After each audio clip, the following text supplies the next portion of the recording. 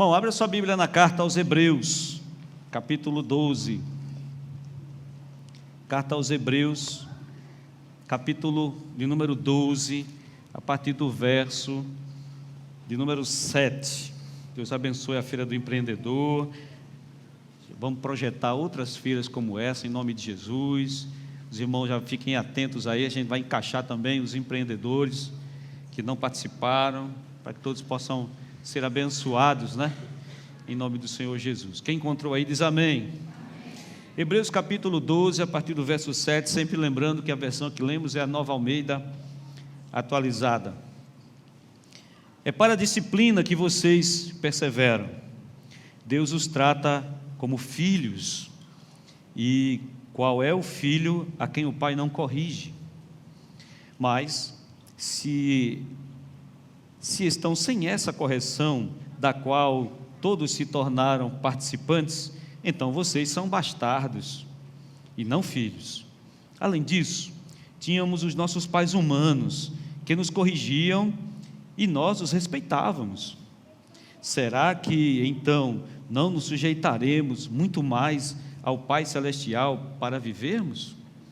Pois Ele nos corrige por um pouco tempo, segundo melhor lhes parecia. Deus, porém, nos disciplina para o nosso próprio bem, a fim de sermos participantes da sua santidade. Na verdade, toda disciplina, ao ser aplicada, não parece ser motivo de alegria, mas de tristeza. Porém, mais tarde, produz fruto pacífico aos que têm sido por ela exercitados, fruto de justiça. Por isso, levantem as mãos cansadas, fortaleçam os joelhos vacilantes, façam caminhos retos os seus pés, para que o manco não se desvie, mas seja curado. Pode sentar, meu irmão. Eu aprendi desde cedo que não se cobra o que não se ensina, mas uma vez ensinado, deve-se ser cobrado para que seja exercido. Sempre que nos reunimos, nós nos reunimos para crescimento. Nós não nos reunimos aqui de maneira aleatória. Nós não nos reunimos aqui por qualquer coisa. Nós nos reunimos aqui como uma forma de lazer ou uma forma de ocupar o nosso tempo. Nós nos reunimos sempre para melhorar, para nos tornarmos mais santos, para nos tornarmos mais aptos, não só a entender o que Deus deseja de nós, mas a aplicar isso à nossa vida, transformar isso em questões práticas, em ações, em comportamentos, em padrões, em caráter. Desde o começo desse mês, nós entramos num desafio conjunto e particular. Particular porque a escritura que nós escolhemos para falar aqui foi uma analogia às cartas às igrejas do Apocalipse. Por que uma analogia, pastor? Porque pegamos a essência, o que nós chamamos na teologia de a ideia exegética das cartas, e nós transliteramos ela para a nossa realidade cotidiana, para o nosso dia a dia. Olhe para cá, uma das maiores riquezas da Bíblia é a sua aplicabilidade. Isso significa que a mesma palavra que fez com que cristãos permanecessem fiéis lá no século I depois de Cristo, é a mesma palavra que pode ser aplicada para nós nos dias de hoje, porque a palavra de Deus é perfeita, é boa e é imutável. Ela não sofre variação com o tempo, ela não sofre variação com as eras, com a sociedade. Quem me entende até agora diz amém. Então a ideia do texto, as cartas do Apocalipse, a ideia exegética do texto é Deus enviando uma carta à comunidade que está ali presidida a uma figura a qual ele chama de anjo. Anjo, no seu sentido original da palavra, mensageiro. Então todos os desconfortos de Deus são direcionados ao mensageiro dele daquela igreja, o episcopo daquela igreja, o bispo daquela igreja, o pastor daquela igreja. E o pastor daquela igreja deveria transmitir o desconforto de Deus, que já habitava em seu coração, para o desconforto do que a igreja estava fazendo, que precisava ser corrigido. Quem me entende até agora diz amém. Dentro desse conceito, Deus traz elogios às igrejas, Deus traz exortações às igrejas, e Deus traz o caminho para a restauração do caminho errado. Olhe para cá, a verdade de Deus dói, mas cura. A verdade de Deus não é para vergonha, a verdade de Deus é para correção e crescimento. Eu não sei o nome técnico, mas me submeti a uma cirurgia certa vez, e o bisturi utilizado nessa cirurgia era um bisturi que queimava. Enquanto ele cortava, ele cauterizava, fazendo a cirurgia e sentindo o cheiro da minha carne queimando. E eu perguntei depois o motivo daquilo. O motivo era que, conforme o bisturi cortava, ele já cauterizava. A palavra de Deus, a genuína palavra de Deus, ela não machuca, ela não cria traumas, ela não cria transtornos. A genuína palavra de Deus, ela dói, mas ela cura. Fez a ferida e a sarará. Dessa maneira, durante o mês nós falamos os elogios a essa igreja, de um remanescente fiel que está disposto a fazer grandes coisas para Deus.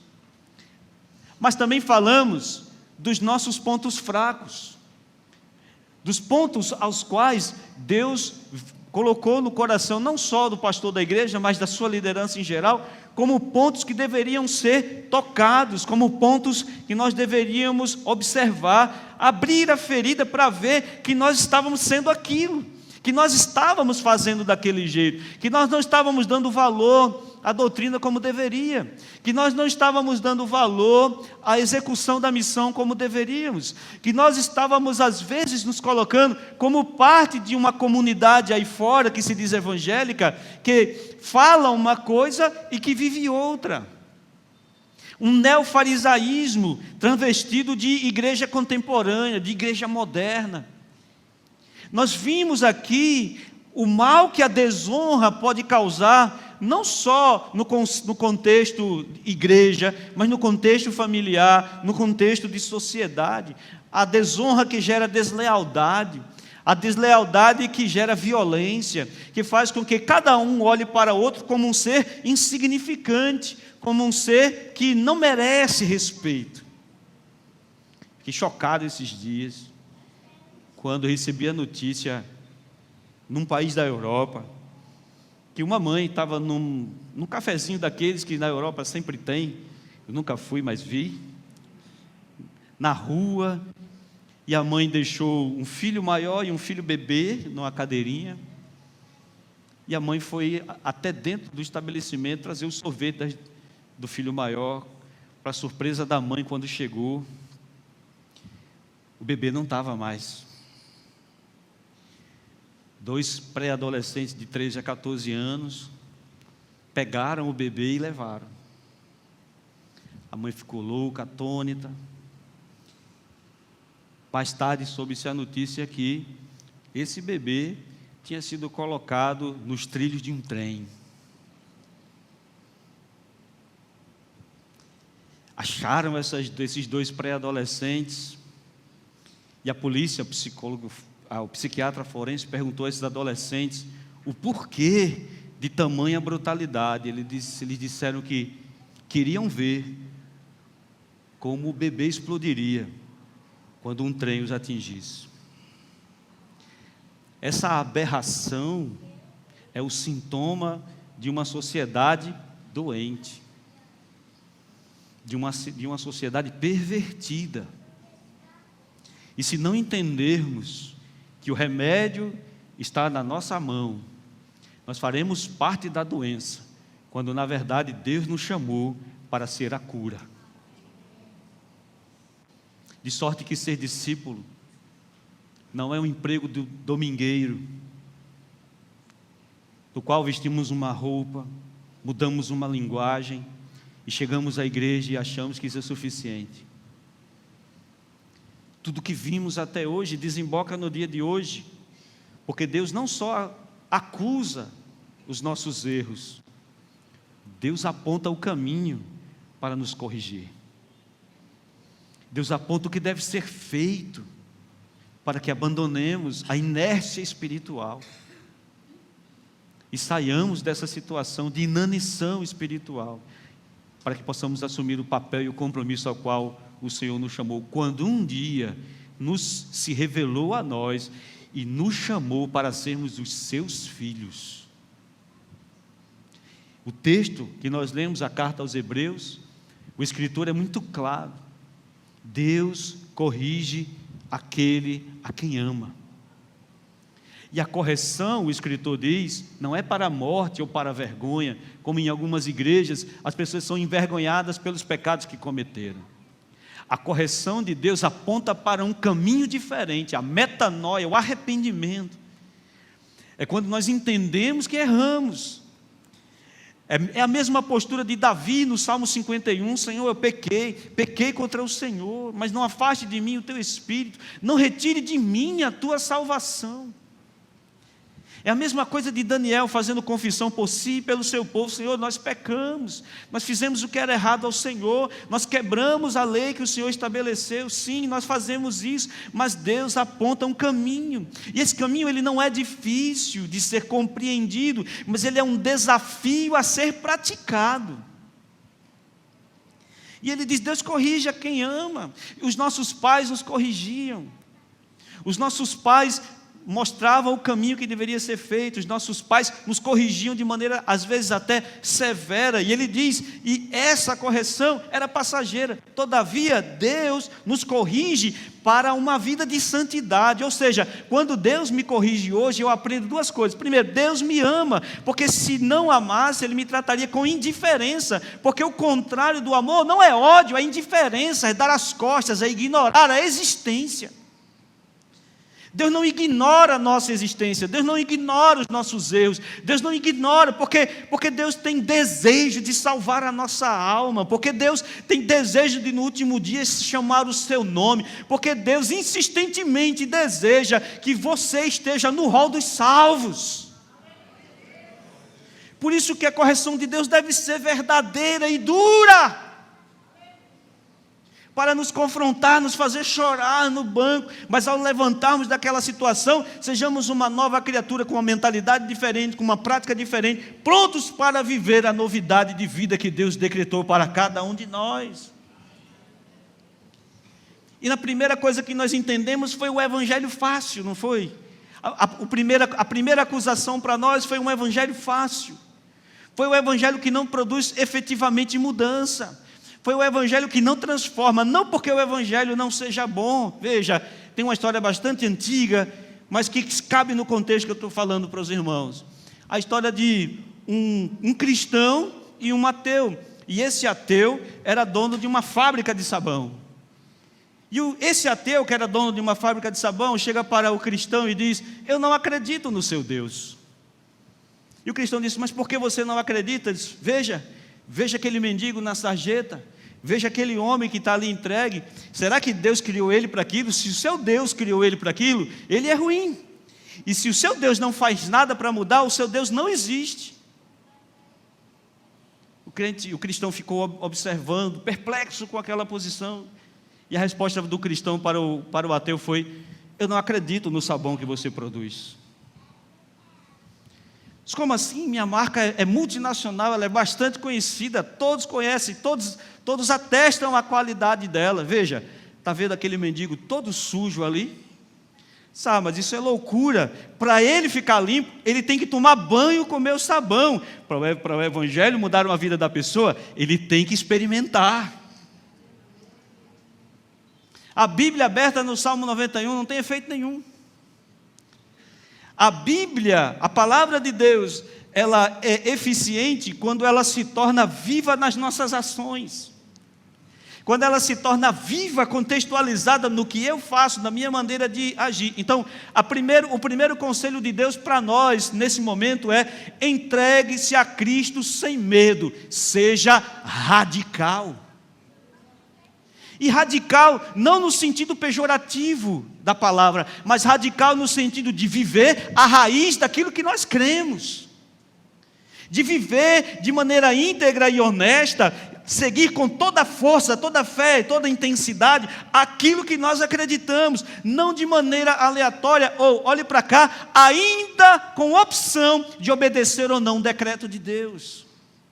Porque muitos de nós ainda estão no nível de discipulado que escolhe o que obedecer, escolhe o que viver, escolhe o que efetivamente realizar.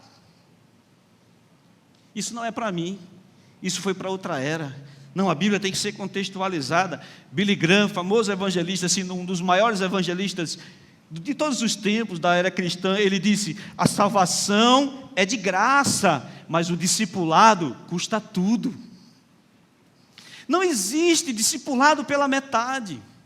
Não existe crente do Novo Testamento ou crente do Antigo Testamento. Não existem folhas que eu posso pular. Não existem textos que eu posso escolher. Não existem opções para aquele que quer seguir Jesus Cristo. Lucas capítulo 14, versículo de número 28 em diante, o Senhor fala exatamente isso. O discipulado exige que você entenda o que é ser discípulo de Jesus. Ser discípulo de Jesus não é vestir uma roupa bonita e vir no domingo. Ser discípulo de Jesus é vencer a própria natureza. É oferecer perdão quando é perseguido. É perder vantagens para viver o que o Senhor determina. É perder financeiro, materialmente muitas vezes, mas sob a ótica de Deus, manter a harmonia dentro de casa. É um dever de seguir a Cristo. São algemas invisíveis que nos prendem a Deus. Esse é o verdadeiro discipulado. Por isso que no capítulo que nós citamos, Lucas capítulo 14, verso 28, ele diz, ninguém que constrói uma torre, faz a torre sem calcular. No contexto que Jesus está falando isso, ele está falando no contexto de seguir a Cristo. Olhe para cá, ninguém segue a Cristo de oba-oba. É isso que ele está dizendo. O discipulado, ele tem um custo. Se você vai construir uma torre, você não simplesmente constrói e vai embora. Vocês vão fazer uma casa amanhã? Vocês vamos? Não, você senta, você calcula, você faz tudo. Para quê? Para que a casa não fique no meio do caminho. É assim ou não é, irmão? Diga amém. Ele diz, o discipulado é isso. O discipulado não é aquela coisa de vamos, oba-oba, não. Por isso, olhe para cá, que as chamadas de Deus no discipulado são chamadas duras. Mestre, deixe-me enterrar o meu pai. Deixe os mortos enterrar os mortos. Aquele que não deixar pai, mãe, filho, família, tudo por amor de mim, o que é que ele diz? Não é digno de mim. Nós colocamos flores em textos que são duros. Nós floreamos, nós colocamos para que eles se tornem mais palpáveis, mais palatáveis. Nós colocamos ou diminuímos a crueza do texto. Olhe para cá, ou é ou não é, ou é céu ou é inferno, ou é ovelha, ou é bode, ou é salvo, ou é condenado. E isso, meus irmãos, nenhuma igreja tem essa chave de dizer que você é o que você não é. Mas se você não for, não adianta você, através da autojustificação, achar que é. Eu sou crente, eu sou crente, eu sou crente, eu sou cristão, eu sou cristão. Ei, olhe para cá, isso não vai cobrir a multidão de pecados que você tem. Só o sangue de Jesus cobre multidão de pecados. Esse sangue não é literal. Esse sangue é espiritual. Se quiser vir após mim, tome sua cruz dia a dia e siga-me. Posso ouvir um amém, irmão? Amém. Isso é ser radical. Ser radical não é ser intolerante. Ser radical é adotar as posturas cristãs que estão contidas na Bíblia e não florear ou não tentar colocar ali coisas as quais Deus não colocou. Bem, não é bem assim. Quando a pessoa quer pecar, ela vai dizer, bem, não é bem assim. Não é bem assim que Deus disse. Não é bem assim que está escrito. Aquilo foi escrito em outro tempo. Vamos atualizar a Bíblia, alguns dizem. Mas a Bíblia ela é atemporal. Porque quem escreveu ela é alfa e ômega, é o autor da história. Deus está no começo e no fim.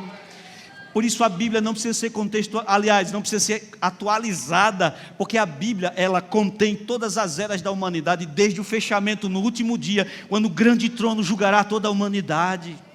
Porque quem escreveu está no fim da história, porque quem escreveu já sabe como tudo acontecerá, porque quem escreveu sabe qual dos nossos nomes estará lá.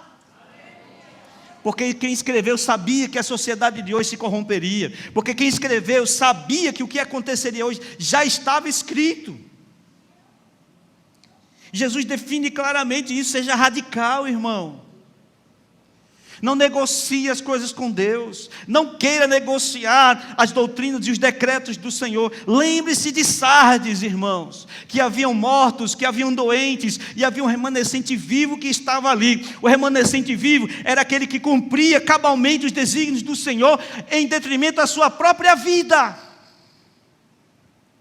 Se for preciso morrer, eles diziam, eu morro. Não chegamos ainda a esse estágio porque trocamos ou negamos Cristo por um emprego melhor.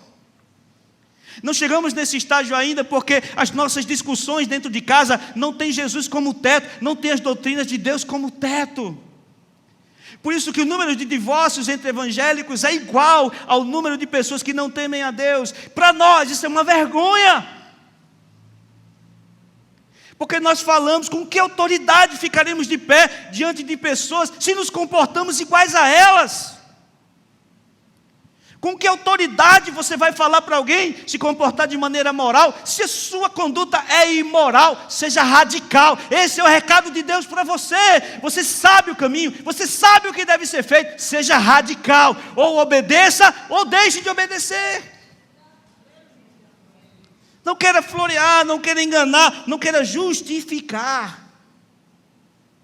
Por isso esse é a primeira correção que nós temos que ter. Olhe para cá, sermos radicais. Não radical no sentido pejorativo. Radical no sentido bíblico. Radical de buscar a raiz. Aleluia. Aleluia. Quem me entende aí diz amém. Mortos, doentes e os vivos.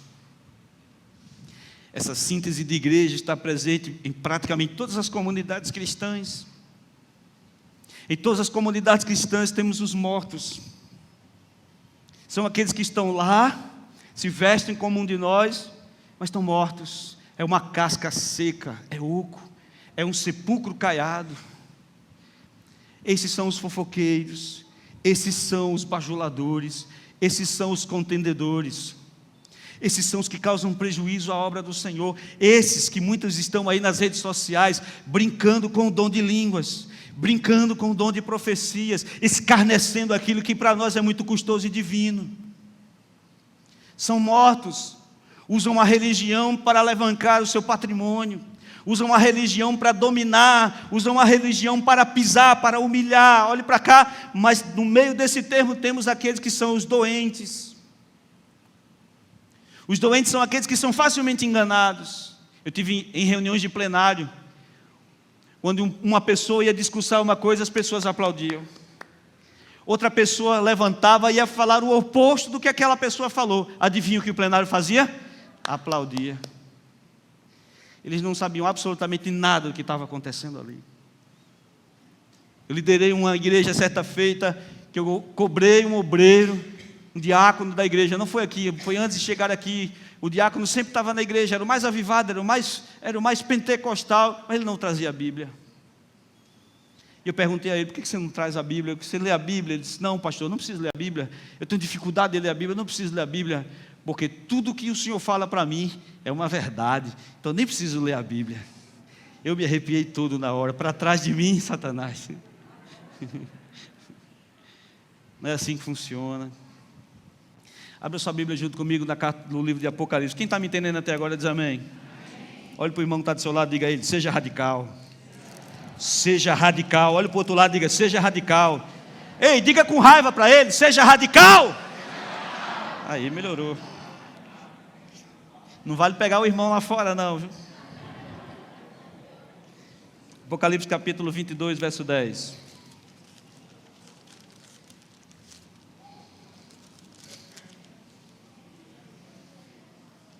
Disse ainda: não cele as palavras da profecia desse livro, porque o tempo está próximo. Continue, preste atenção nessa profecia. Abra o texto, grife o texto se você quiser, mas eu quero que você, sobretudo, guarde ele no seu coração. Posso ouvir um amém? Amém.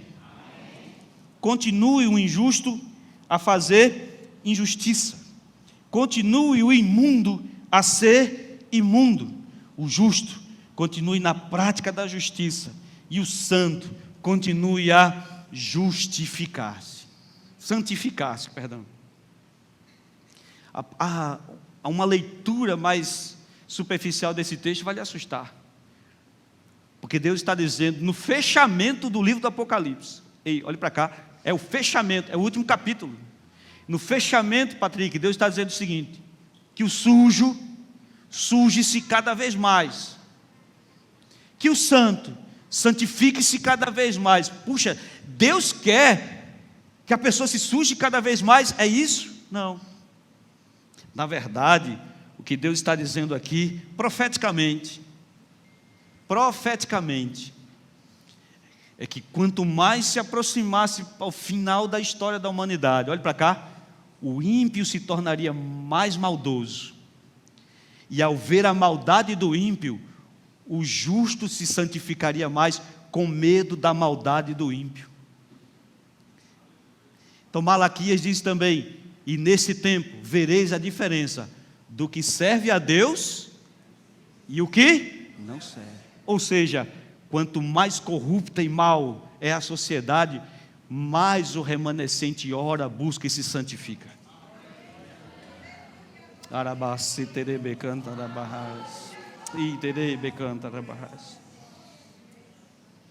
Mais temos sonhos, mais temos visões, mais nos chocamos, mais ficamos estarrecidos, e quanto mais Deus solta o cabresto do mundo, mais ele galopa para a destruição, e a maldade multiplica no coração dos homens maus. E o que é que nós fazemos? Nos santificamos, oramos, jejuamos. Senhor, nos proteja, Senhor, esteja conosco. Quanto mais o mal galopa, mais nós nos santificamos. Ei, olhe para cá, esse é o pano de fundo que Deus cria, para você identificar de uma forma com contraste, quem serve a Deus e quem não serve.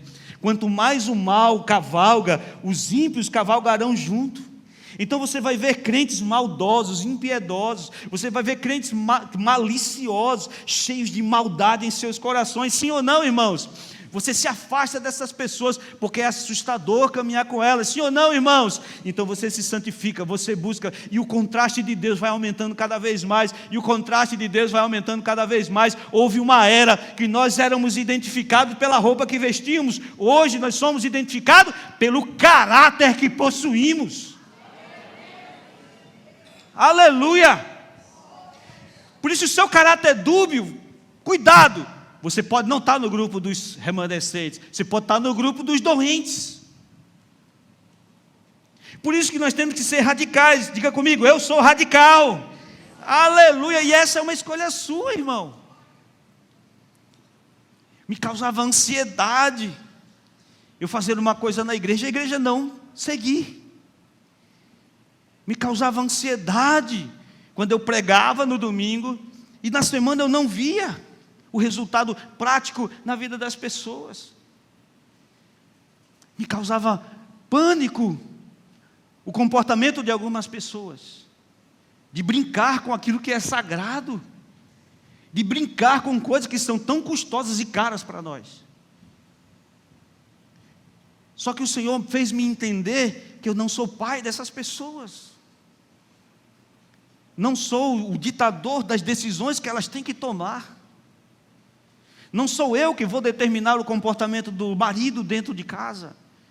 Não sou eu que vou determinar o comportamento do filho. Não sou eu que vou determinar o comportamento do irmão, da irmã. Não sou eu. O meu dever é fazer o que eu estou fazendo aqui nessa noite. É ser oráculo de Deus para a sua vida. O que você vai fazer com o que você está recebendo é responsabilidade completamente sua. Que o santo santifique-se cada vez mais. E que o ímpio se suje cada vez mais. A primeira exortação de Deus para essa igreja é: seja radical. Não negocie. Não flexibilize. É ou não é. Não crie meios termos. Não crie atalhos. O diabo é o pai dos atalhos. Quando Cristo veio ao mundo, olhe para cá, Ele veio para resgatar a humanidade caída, aplacar a ira de Deus e recuperar a humanidade caída. Quem está comigo aí diz amém? Amém. Só que o caminho de Cristo era sobremodo espinhoso. Cristo tinha que passar pelo flagelo antes da cruz, ser crucificado, passar pela morte. Olhe para cá. Tanto que no jardim do Getsemane, você lembra a oração de Jesus? Pai, todas as coisas te são possíveis. Se for possível, afasta de mim esse cálice. Você pensa que é brincadeira o que ele estava passando ali? A conclusão da oração dele é: contudo, que não seja feita a minha vontade, mas a tua vontade. Sabe o que é que o diabo oferece lá em Mateus capítulo 4? Leva ele onde ele pode avistar todo o mundo, todos os reinos, aquilo que ele veio para a cruz conquistar. Sabe o que é que o diabo diz a ele? Tudo isso te darei, basta você se ajoelhar. Qual é o caminho mais fácil? De Deus ou do diabo, irmão? O do diabo é mais fácil, porque o diabo sempre oferecerá um atalho. A resposta do Senhor é: estás para trás de mim, Satanás, porque está escrito: somente ao Senhor teu Deus adorarás, e somente a Ele prestarás culto. Ei, olhe para cá, seja radical. Mateus capítulo 4, o diabo diz: faça isso. Jesus diz: está escrito. Ah, mas você pode fazer isso? Jesus diz: está escrito. Sabe qual é a nossa conduta? Está escrito. A segunda exortação para o Senhor, a segunda exortação do Senhor para a igreja: entenda, abrace e viva a missão da igreja. Abrace a missão da igreja. Nós não somos enfeites de banco ou de Instagram. Nós não somos relevantes porque o nosso Face ou o nosso Instagram, Face foi longe, é antigo, hein, irmão? Se derrapasse mais um pouquinho, eu falava Orkut. Nós não somos relevantes porque temos tantos seguidores, porque temos tantas visualizações. Eu sempre volto à mesma palavra falada pelo pastor, escritor, Uma Vida com Propósito. Fugiu o nome dele agora, me ajude. Uma Vida com Propósito. Vocês estão ruins, hein, irmão? Estão pior do que eu, hein? Uma Vida com Propósito. Rick Warren, obrigado. Rick Warren diz: a força de uma igreja não é a quantidade de pessoas que ela junta no domingo, é a quantidade de pessoas que ela envia na segunda. É a nossa missão de igreja, não é estar aqui no domingo só cantar os hinos, não. A nossa missão como igreja, olhe para cá, é ser uma igreja orgânica de comunidade. É suprir a necessidade, é juntos, unidos por um ideal, termos senso de comunidade. Oh, aleluia, como eu sonho com isso. Como eu sonho que o visitante que entre por a porta daquela igreja não se sinta mais capaz de sair do nosso meio. Tamanho é o amor e o acolhimento dessa igreja. Eu quero que os irmãos entendam que esse processo, ele pode ser difícil porque é um investimento individual. Ele não é um investimento coletivo. Toda vez que você recorre à coletividade, é porque você está fugindo a uma responsabilidade. A igreja precisa orar, ore. A igreja precisa acolher, acolha. A igreja precisa amar, ame. Sempre que você recorre à coletividade, você está se escondendo da sua responsabilidade. A igreja deveria ter um ministério infantil mais forte, venha, coopere. A igreja poderia ter um templo maior, coopere para que a gente cresça. A igreja poderia ter mais grupos de vida, participe, abra as portas da sua casa. Ei, olhe para cá, a individualidade é o abrigo dos covardes. A individualidade é o abrigo dos covardes, porque quando eu me comprometo com a minha igreja, a minha comunidade cresce. É isso que nós temos que entender, nós temos que abraçar essa missão, porque ela é maior do que nós. E ela dá propósito e sentido à minha caminhada cristã. A minha caminhada cristã não é ter um carro novo, não é ter apartamento, e não é só chegar no céu. Se Deus quisesse que é só chegar no céu, quando a gente se convertia, Ele matava a gente e levava. Ele quer você vivo, no meio da comunidade, sendo cristão, sendo sal, sendo luz, influenciando, não apenas com a Bíblia embaixo do braço, vindo para a igreja. Não apenas com uma Bíblia mofada embaixo do braço de suor, como se essa Bíblia pudesse justificar um comportamento errôneo. Ei, olhe para cá, é a sua vida, o seu testemunho é quem você é por dentro. Porque o que eu vejo de você é o que você tem dentro. O que eu vejo de você é a ponta do iceberg daquilo que você é. Então, se você é indiferente às coisas de Deus, a indiferença penetrou no seu coração. Quem me entende aí diz amém. Aleluia. E a missão é essa, é sermos irmãos. Irmãos que vai além de apertar a mão. Irmãos que se comprometem com a vida uns dos outros.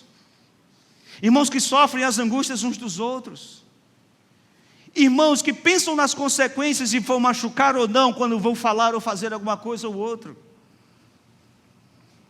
Palavra torpe a qual o Senhor nos designa não é só palavrão ou palavra feia. É qualquer palavra que possa machucar o coração do outro. De forma que eu tenho que pensar 10 vezes antes de falar uma palavra que machuque o meu irmão. Você está comigo aí? Diga amém, irmão. Aleluia. É uma igreja orgânica. É uma igreja que sai na segunda-feira dessas 4 paredes. Que está no hospital da restauração, porque tem aqui alguém que trabalha como enfermeiro, que está no hospital Agamenon, porque tem alguém que trabalha como médico, que está trabalhando, que está nos espaços, que está na polícia. Cada um de nós é um luzeiro de Deus espalhado. É como na minha região a gente tem uma plantinha, a gente chama pé de rosa-ceira, é muito parecido com o dente de leão. Quando a gente é pequenininho, a gente vai nesse pé, espera amadurecer, estoura ela, abre e joga. O vento espalha aquelas sementes bonitas, todas branquinhas, separando para todo lugar que você possa imaginar.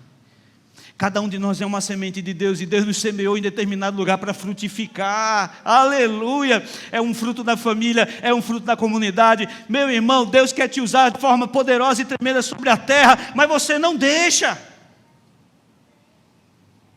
Foi o que foi falado pelo Natan aqui na reflexão. Não, eu quero. Sim, o que você quer? Para quem você vai deixar? Para quem nós vamos acumular? Quem me entende aí diz amém. A nossa missão é isso, é ganhar almas. A nossa missão é pegar aquele cracudo, apresentar Jesus para ele. É pegar aquele vizinho sem salvação. Todos nós aqui, eu não vou dizer todos, porque toda unanimidade é burra, já dizia o sábio. Mas 98% de nós aqui tem ou conhece alguém muito próximo que ainda não entregou a vida a Jesus. Nós temos parentes nossos que não conhecem Jesus. E qual é o nosso comportamento em relação a essas pessoas? Olha para cá, entra ano, sai ano, não tem um jejum, não tem uma oração direcionada, não tem uma busca incessante por aquela pessoa, e aquela pessoa caminha passos largos para o inferno. Quando ela morre, puxa, Senhor, deveria ter evangelizado. Arrependimento tardio nunca salva ninguém. Engajados para revelar Cristo. De que adianta você ter um talento se ele está enterrado? De que adianta você cantar bem e você não vem para o louvor? De que adianta você saber muita coisa, mas sabe muita coisa em si mesmo? A sabedoria em si mesmo é vaidade. Saber muito e não compartilhar é vaidade, é túmulo. Quem me entende aí diz amém. Por fim, mas não menos importante, terceiro e último ponto, para não cansar você. Amém, irmão? Amém, irmão? Honre a posição que Deus te colocou.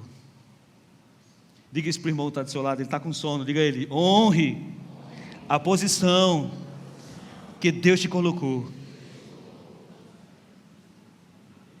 Ninguém vai desonrar o que Deus colocou na minha mão. Ninguém vai desonrar quem eu sou diante de Deus. Quem me entende diz amém. Aleluia. Um corpo é feito por vários membros, e há um propósito na minha vida. Eu posso, olhe para cá, o mais insignificante de todos os cidadãos, alguém que não é lembrado por ninguém, ele é importante no universo de algumas pessoas. Você é importante no universo de algumas pessoas.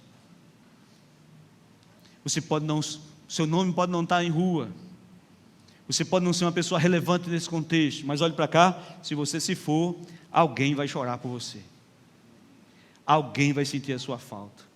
Se não tiver ninguém, eu escutei um ditado certa feita na minha região, não sei se aqui tem, você tem que construir pelo menos 4 grandes amigos na sua vida, porque são as 4 alças do caixão. Se você não tiver pelo menos 4 grandes amigos na sua vida, vai ter que ser naqueles carrinhos de golfe mesmo, porque você não conseguiu nem 4 para pegar no caixão. Não é assim que funciona. Eu sei onde eu estou. Eu posso não ser nada lá fora, mas quando eu entro em casa, eu sou. Eu posso não ser nada lá fora, mas quando eu entro aqui dentro, eu sou. Eu tenho a minha importância dentro do contexto de sociedade. Eu tenho a minha identidade como filho de Deus. Como filho de Deus. Você crê assim, irmão? Diga amém em nome de Jesus. Aleluia. Por isso que essa identidade, ela não pode ser menosprezada. Ela não pode ser diminuída. Vamos lá, irmãos. Dentro desse contexto, nós temos que entender sobre 2 perspectivas. Primeiro, aqueles que lideram. 1 Pedro capítulo 5. Vamos lá. Eu nem sei quanto tempo passou, irmão. Pedi para não colocar hoje, para ficar mais fácil para pegar as Bíblias. Eu estou terminando. Posso dizer amém? Eita, os irmãos estão... Não sei se esse amém é para terminar ou para continuar. É para terminar ou continuar? Ainda bem que ninguém falou parar. 1 Pedro 5,2. Os que pastoreiam o rebanho de Deus que há entre vocês, lidere o rebanho de Deus. Não por obrigação, mas espontaneamente, como Deus quer. Não por ganância, mas de boa vontade. Não como dominadores do que lhes foram confiados, mas como exemplo. Olhe para cá, sua identidade de filho, agora, liderando seus irmãos. Não pode ser por ganância. Eu só vou aqui, quem é que tem o dízimo maior? Vai ser isso. Quem é empresário? Vai ser isso. Não. A régua de Deus nivela todos igualmente. Não por obrigação, mas espontaneamente. O que é que ele está dizendo com isso? Ele está dizendo, você que tem identidade de filho e lidera os seus irmãos, lidere com humildade. Não lidere com vara, batendo nas costas, chamando de ordinário, chamando disso, chamando daquilo. Não. Machucando, humilhando. Ele está dizendo, não. Faça isso de uma maneira amável. Honre aqueles que estão abaixo de você. Honre a sua posição. Quem me entende aí diz amém. Deixe o seu coração livre, sabe por quê? Porque Deus nos guia através do coração. E se o coração estiver amargurado, por isso que o escritor aos Hebreus diz que a igreja não pode machucar a sua liderança. Por quê? Porque se machuca a sua liderança e não honra a sua liderança, essa liderança vai servir com um coração amargurado. Quem me entende, irmão? Diz amém. A gente escuta muito, o irmão foi magoado, o irmão foi magoado. Pastor se magoou também, irmão, sabia? Sim ou não? Pastor sente também, irmão, sabia? Sente. Por isso que nós temos que entender que aquele que investe em liderança tem que fazer de maneira com um coração livre, com um coração sincero. E olhe para cá, por fim, tenha um coração ensinável e que saiba honrar. Nós temos uma característica de achar que nós sabemos tudo e queremos nos posicionar em todas as decisões que as pessoas tomam. Olhe para cá, sabe qual é o melhor engenheiro de tráfego do Recife? Olhe para cá, sou eu, é você. Aqui deveria ter uma lombada, aqui deveria ser assim, aqui, é ou não é, irmão? Minhas irmãs, seus maridos são assim, sim ou não, minhas irmãs?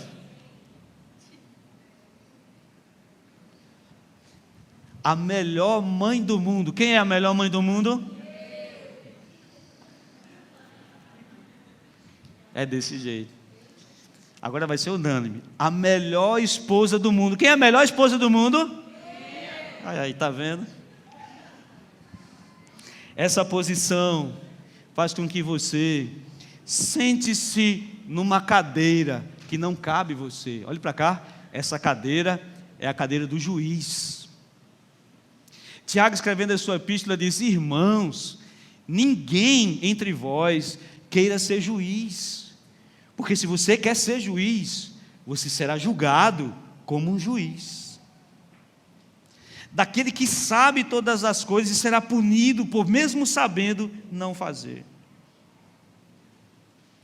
Tenha um coração ensinável, tenha um coração aberto para ser liderado. Quem está me entendendo aí diz amém. Um coração onde você confie nas pessoas que Deus colocou para investir em liderança na sua vida. Fique de pé, por favor. Se você não acreditar nisso, olhe para cá. Se você não tiver esse coração rendido, esse coração ensinável, você vai estar numa comunidade sem pertencer a ela, e você vai sofrer. Porque tudo que o seu líder falar, você vai ver malícia e você vai desconfiar. Tudo que o seu líder sentar e te exortar, olhe para cá, você vai achar que aquele líder está agindo de má fé contra você. Irmãos, deixe o coração livre para que o conforto de ser liderado venha sobre sua vida. Igreja de Água Fria, igreja que me adotou, igreja que me recebeu de olhos abertos e um coração maior ainda, igreja que nos abraçou, igreja querida do Senhor. Deixa eu dizer a última palavra para fechar esse sermão. Quem tem ouvidos, ouça o que o Espírito diz à igreja. Cabe a você entender que tudo que foi falado não é para vergonha, é para crescimento, é para correção, é para mudança. Quando você sair, transpor as portas dessa casa nessa noite, saia mudado, saia transformado. Nós vamos fazer uma oração por quebrantamento agora. Uma oração para que nós possamos pedir a Deus perdão, que possamos nos entregar a esse novo momento em nossa vida. Deus é perito em deixar aquilo que foi errado para trás. Vejo uma nova estrada sendo pavimentada para a sua vida hoje. Uma vida espiritual pulsante, uma vida espiritual cheia, uma vida espiritual carregada da graça de Deus, não devendo nada a ninguém senão ao Senhor. Feche seus olhos. Pai de eterna graça e misericórdia, Pai, nos colocamos diante do Senhor aqui, confessamos nossas falhas, nossos pecados, todos eles. As vezes que fomos negligentes, as vezes que fomos perniciosos, maliciosos, lascivos. Senhor, nos perdoe. Nos perdoe porque queremos viver o melhor do Senhor. Nos perdoe porque queremos ser, Senhor, honra para o Senhor. Queremos alegrar o seu coração, tal qual o filho alegra os seus pais, tal qual os filhos trazem regozijo ao coração dos pais. Da mesma maneira queremos regozijar o teu coração. Da mesma maneira queremos ser luzeiros do Senhor espalhados sobre este mundo. Pai, nos ensina a honrar as autoridades instituídas. Pai, nos dá um coração ensinável, nos dá um coração humilde para receber, nos dá um coração humilde para entender, nos dá conforto na posição de liderados, nos dá conforto na posição de líderes. Senhor, que não sejam carrascos nem cruéis, que sejam amáveis, que tenham empatia pela dor de cada um dos seus liderados, que não façam por ganância, que não façam por soberba, mas que façam guiados pelo Senhor. Limpa o coração de cada líder, para que haja, meu Senhor, uma direção clara do Senhor em todas as coisas. Senhor, limpa nosso coração para vivermos em comunidade. Oh, aleluia. Nós queremos ir contigo onde o Senhor nos chamar. Nós queremos ir contigo, Senhor, até onde o Senhor iluminar o nosso caminho.